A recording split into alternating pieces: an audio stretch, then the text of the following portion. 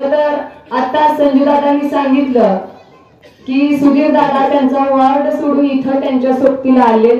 खरं तर या वार्डाचा विकास करण्यासाठी आम्ही जय वीरूची जोडी तुम्हाला दिली।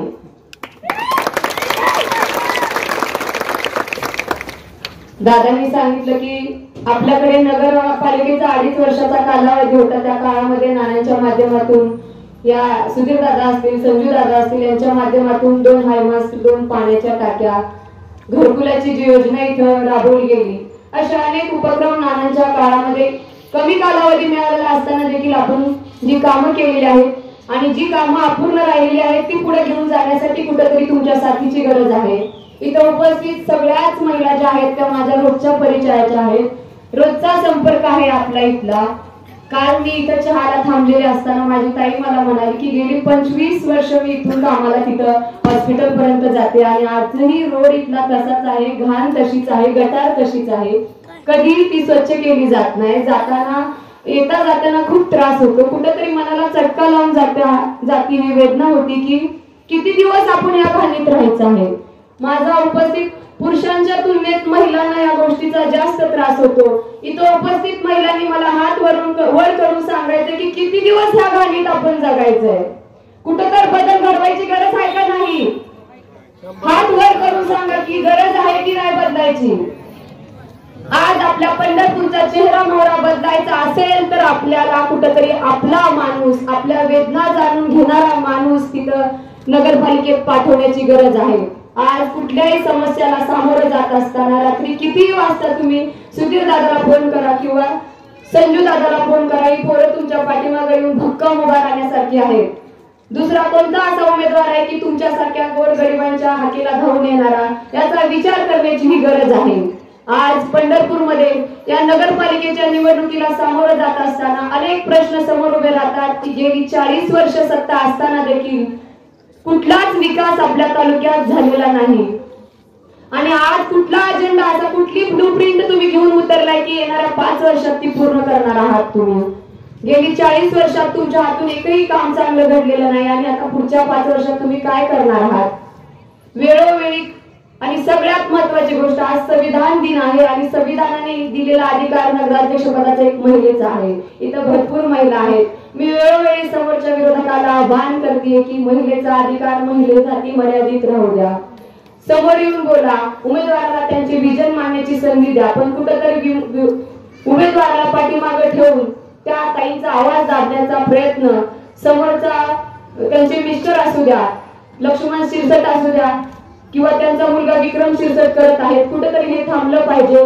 खरं तर हा संविधानाने आम्हाला दिलेला अधिकार आहे, आमचा अधिकार हिरावून घेण्याचा प्रयत्न ते करत आहेत। इथं उपस्थित महिलांना मला सांगायचं आहे की तुमचा आवाज नगरपालिकेत पोहोचवणारा उमेदवार तुम्हाला पाहिजे की घरात बसून कुणाच्या तर खांद्यावर बंदूक ठेवून काम करणारा उमेदवार तुम्हाला पाहिजे?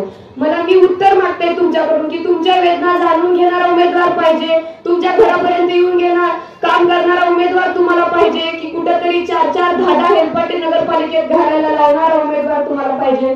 हे तुम्ही मला हात वर करून सांगा।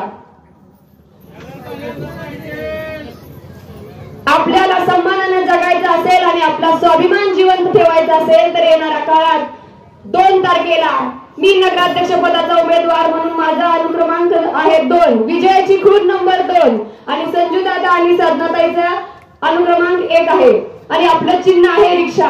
काल झालेला प्रकार प्रत्येक व्यक्तीने पाहिलाय नगरपालिकेत, कशा प्रकारे आपल्यावर अन्याय अत्याचार करून दमदाटी करून आपला आवाज दाबण्याचा प्रयत्न केला होता, पण आम्ही देखील संविधान हाताशी धरून तिथं आमच्या न्यायाची लढाई लढत असताना तुम्ही सगळ्यांनी बघितले काल नगरपालिकेत झालेला जो प्रकार आहे, तर तिथं तो प्रकार मी माझ्या हक्कासाठी करू शकते, तर नक्कीच उद्या तुमच्यावर कुठलीही काही हो द्या, मी तुमची लेक म्हणून, तुमची एक सहकारी म्हणून तुमच्या सोबत असेल अशी एक विश्वास तुम्हाला देण्यासाठी इथं उभा आहे।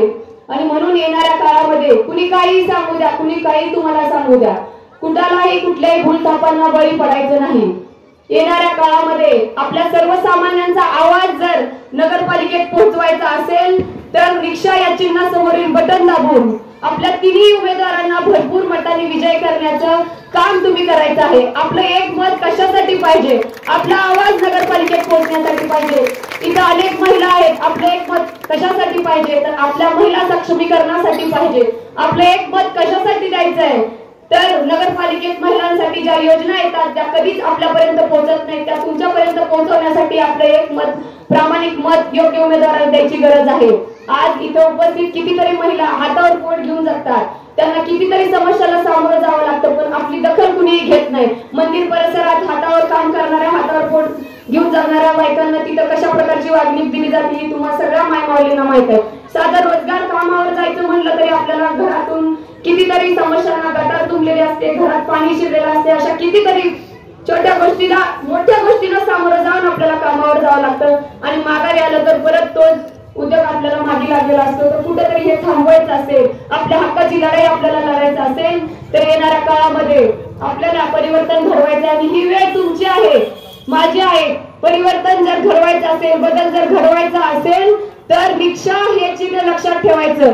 माझे 7-8 हजार बांधव माझा प्रचार करत आहेत. प्रत्येकाला आव्हान करते की रिक्षा प्रत्येक 1 वाजल्यापासून ते 18 वाजेपर्यंत अशी फिरली पाहिजे की विरोधकांची झोप उडाली पाहिजे. आणि दुसरी गोष्ट, विरोधक सुद्धा आपला परिचय करत आहेत. त्यांनी ज्या गाड्याला आलेल्या आहेत त्या देखील रिक्षा आहेत. रिक्षा संजयजी बंदपट्टे असतील, साधनाताई धोत्रे असतील आणि मी प्रणिता भगीरथ भालके यांना प्रचंड मतांनी विजय करा एवढंच बोलते आणि थांबते. धन्यवाद. जय हिंद, जय महाराष्ट्र.